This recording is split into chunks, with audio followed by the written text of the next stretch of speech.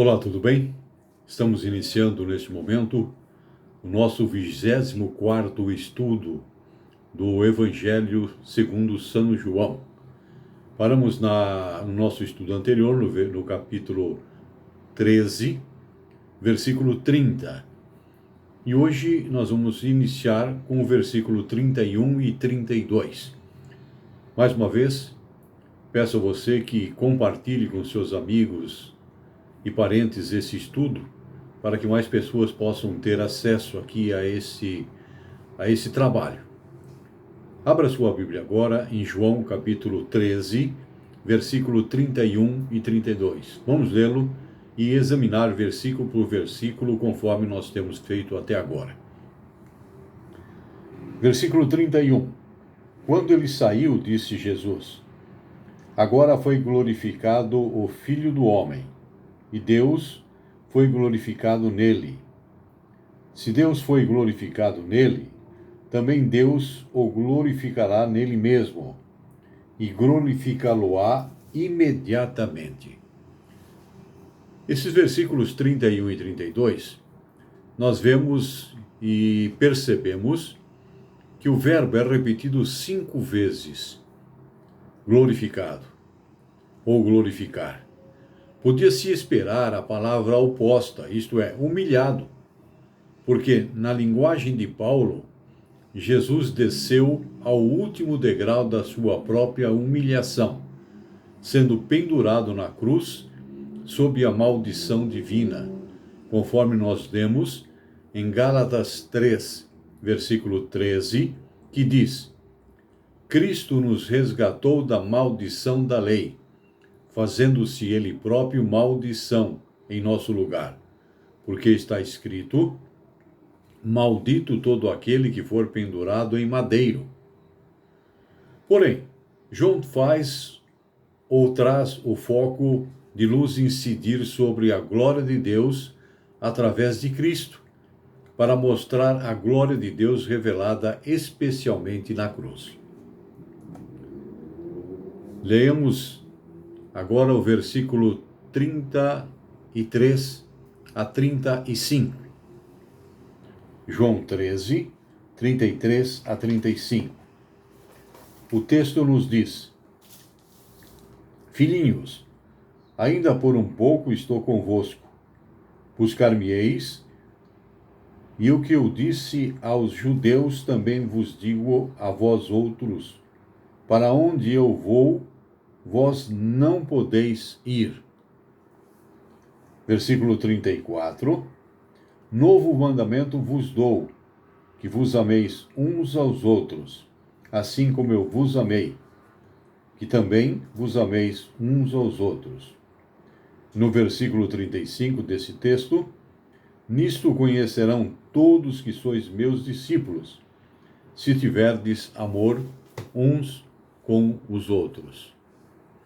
No versículo 33, nós destacamos a frase buscar-me-eis. Esta restrição é temporária. No devido tempo, seus discípulos estariam onde Jesus está, depois que tiver preparado lugar para eles, conforme nos diz João capítulo 14, versículo 2. No versículo 34 que lemos, aparece um interessante aspecto: novo mandamento. Nada de novo, porém, a respeito do mandamento do amor, uma vez que, de acordo com Levíticos capítulo 19, versículo 18, nos ensina a amar o próximo como a si mesmo. O novo elemento aqui é a mudança do próximo para uns aos outros, e a mudança de a si mesmo para como eu vos amei. O amor cristão tem o amor sacrificial de Cristo como seu modelo, e a comunidade de crentes como o primeiro lugar, ainda que certamente não exclusivo, onde o amor se expressa de acordo com Mateus, capítulo 25, versículo 40, Gálatas, capítulo 6, versículo 10, e Efésios, capítulo 5, versículo 25. Leia-os posteriormente. Vamos ler agora o versículo 36 a 38. Estou lendo João capítulo 13, versículo 36 a 38, e nós encerramos o capítulo 13. Quando Paulo é avisado, perguntou-lhe Simão Pedro: Senhor, para onde vai? Respondeu Jesus: Para onde eu vou, não me podes seguir agora. Mais tarde, porém, me seguirás. Replicou-lhe Pedro: Senhor, por que não posso seguir-te agora? Por ti darei a própria vida. Respondeu Jesus: Darás a vida por mim? Em verdade te digo que jamais cantará o galo antes que me negues 3 vezes. Corrigindo um fato aqui há pouco dito, não é Paulo, e sim Pedro que fala essas palavras. Vamos verificar no versículo 36. Jesus diz: mais tarde, porém, me seguireis. Esta é uma profecia a respeito do martírio de Pedro. Em João, capítulo 21, versículo 19, Jesus faz menção de que gênero de morte Pedro havia de glorificar a Deus. Uma tradição antiga diz que Pedro foi martirizado, sendo crucificado de cabeça para baixo. Nesse versículo, Jesus diz: segue-me, sendo isto como uma chamada original feita por Jesus a seus apóstolos. Veja isto em Mateus capítulo 4, versículo 19, e também em Lucas capítulo 5, versículo 27. Todo este incidente restaura Pedro ao seu lugar como apóstolo, lugar que a sua negação ameaçou tirar dele. No versículo 37, Jesus faz mais uma declaração, ou melhor, Pedro faz uma declaração: por ti darei a própria vida. Pedro foi indubitavelmente sincero, mas não se conhecia a si mesmo, conforme nós sabemos o que aconteceu. No versículo 38, Jesus faz uma admoestação a Pedro, uma revelação: jamais cantará o galo. A expressão 2 vezes, como está registrada em Mateus capítulo 14, versículo 30, refere-se à mesma confirmação da negação de Pedro. Essa referência aparentemente específica, poderia ser também um modo poético de dizer antes da aurora. Vamos agora partir para o capítulo 14 de João, onde Jesus conforta os seus discípulos. Leiamos o versículo 1. Não se turbe o vosso coração. Credes em Deus, crede também em mim. Não se turbe o vosso coração é a expressão usada por Jesus. Esta passagem de supremo conforto é oferecida por Jesus numa hora enegrecida pela sombra da traição de Judas e pela negação de Pedro. Apenas algumas horas antes da agonia do Getsêmani e da morte da cruz, que foi registrada ou está registrada em João capítulo 13, versículo 21. Contudo, a afirmação transmite um sentido de sublime paz e visa ministrar aos temores dos discípulos, ao invés das próprias necessidades de Jesus. Leiamos o versículo 2. João, capítulo 14, versículo 2, que nos diz: na casa de meu pai há muitas moradas. Se assim não fora, eu vos teria dito, pois vou preparar-vos lugar. Olha que revelação fabulosa. Muitas moradas. Enquanto o caminho que conduz à vida é estreito e a porta apertada, conforme nós lemos em Mateus capítulo 7, versículo 14, é também verdade que o número de filhos de Abraão é tão grande como a areia da praia e como as estrelas do céu, de acordo com o que nós vemos em Gênesis capítulo 22, versículo 17. E uma multidão tão grande que ninguém podia enumerar, de acordo com o que nós lemos em Apocalipse capítulo 7, versículo 9. Ainda nesse versículo 2 aparece uma expressão de Jesus, ou um aviso de Jesus: pois vou preparar-vos lugar. Cristo prepara o lugar no céu para os seus, e o Espírito Santo prepara os redimidos na terra para o seu lugar nos céus, de acordo com o que nós vemos no livro de Apocalipse, capítulo 21, verso 1. Vamos ler agora os versículos 3 para continuarmos o nosso estudo. João 14, 3. E, quando eu for e vos preparar lugar, voltarei e vos receberei para mim mesmo, para que, onde eu estou, estejais vós também. E vos receberei para mim mesmo. Em João capítulo 1, versículo 51, Jesus comparou a uma escada entre o céu e a terra. Aqui, ele se apresenta como aquele que leva seu povo para o céu. Vamos continuar lendo agora os versículos 4 até o 6. João 14, que nós estamos lendo, versículo 4 a 6. O texto nos diz: E vós sabeis o caminho para onde eu vou.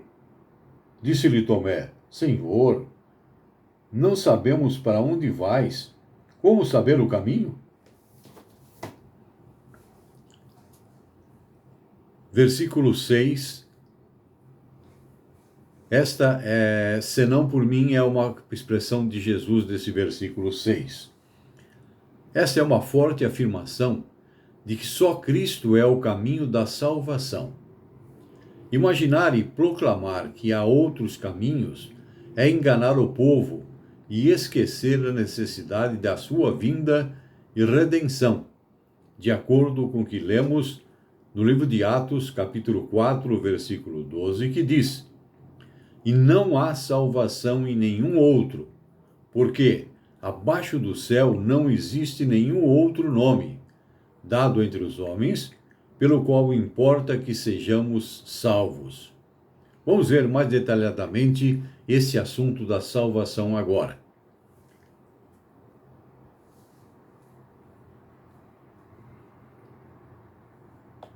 Vamos ver o que nos fala a doutrina da salvação que se inicia neste momento. Vamos continuar lendo. Abra sua Bíblia agora também, deixe marcado aí João 14, 6, e verifique o que está escrito em Atos capítulo 4, versículo 12. E você vai poder entender mais esse assunto da salvação que nós vamos discorrer agora. Vamos ler o que diz Atos capítulo 4, versículo 12.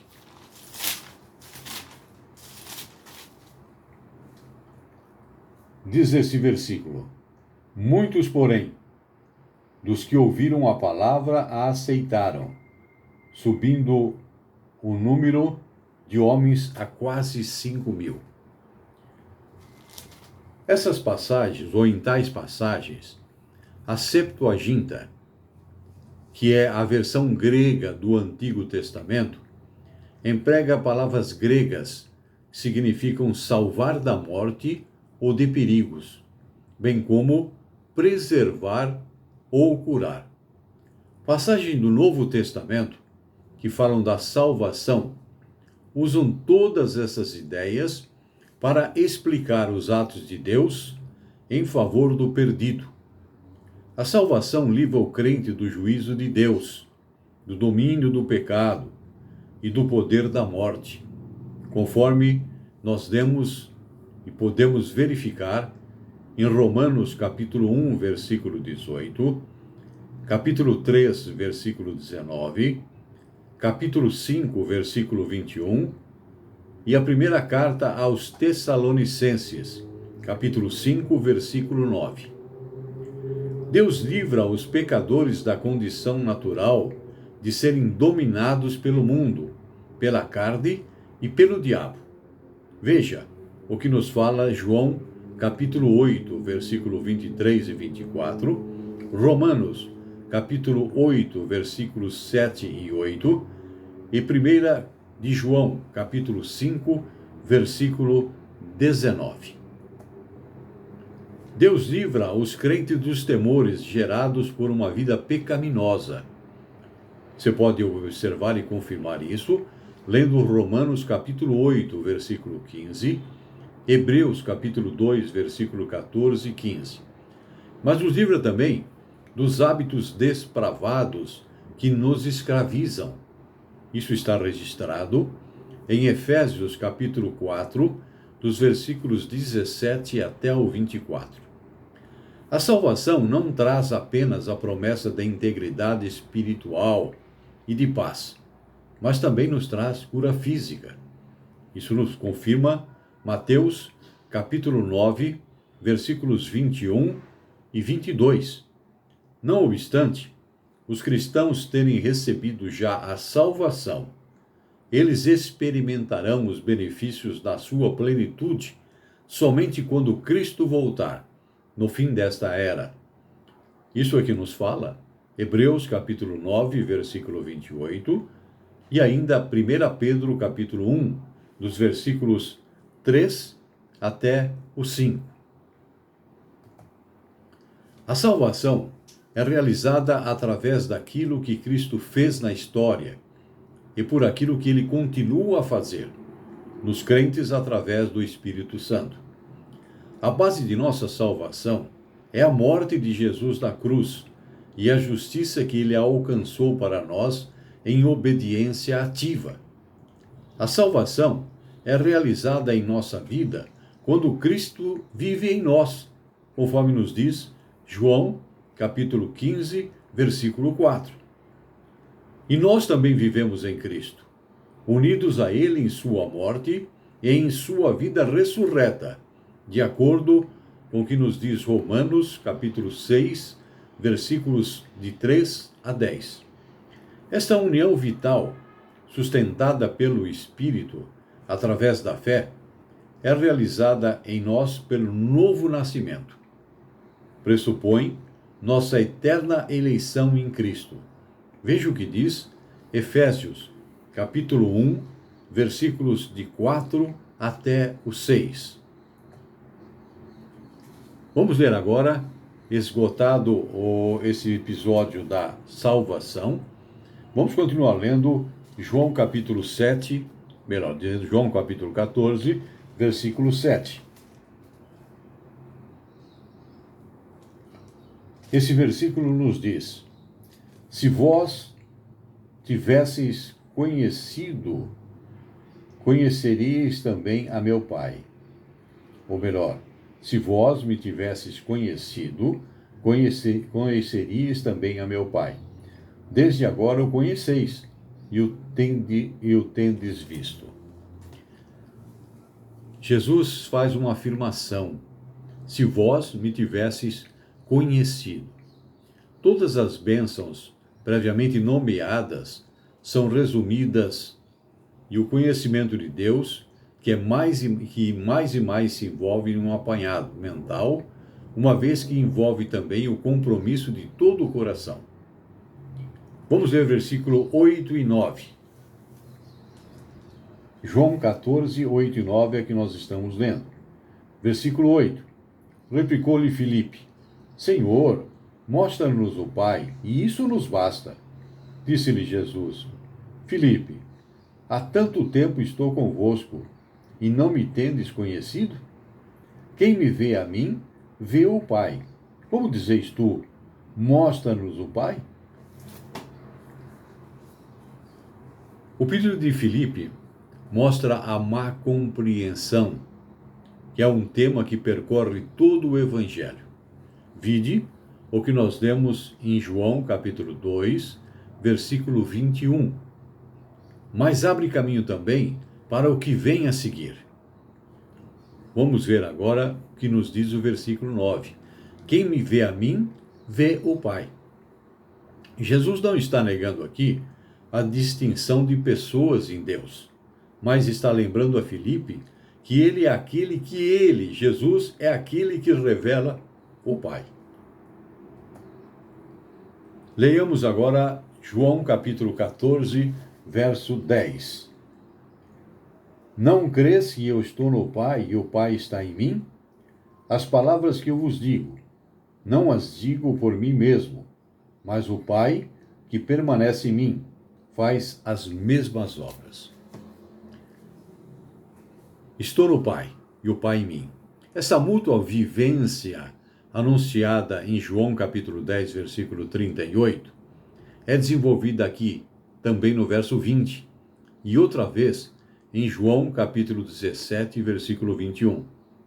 Três grandes unidades são proclamadas nas Escrituras: a unidade das três pessoas da Trindade, a unidade da natureza divina e humana de Cristo, e a unidade de Cristo e seu povo na redenção. Leamos agora versículos 11 e 12, para encerrarmos o nosso estudo de hoje. Versículo 11. Crede-me que eu estou no Pai e o Pai em mim. Crede ao menos por causa das mesmas obras. Em verdade vos digo que aquele que crê em mim fará também obras que eu faço, e outras maiores fará, porque eu vou para junto do Pai. Mesmas obras. Aqui Jesus faz uma menção aos acontecimentos registrados no livro de 1 Reis, capítulo 17, versículo 22, onde Deus, através do profeta Elias, ressuscita o menino. No versículo 12, e outras maiores fará, vemos que a história prova que Jesus não está afirmando que cada crente operará maiores milagres do que ele operou. A obra da igreja no poder do Espírito Santo será maior do que a obra de Jesus em número e em território. Essa é maiores obras que ele se refere. Nós vamos ficar por aqui hoje. Mais uma vez recomendo a você, leia os textos que nós indicamos aqui, isso vai ser muito bom para a sua vida espiritual. Continue lendo também a Bíblia diariamente, faça a sua devocional e permaneça com Cristo. Deus te dê uma boa semana, fique com Deus e todos os seus sejam abençoados também.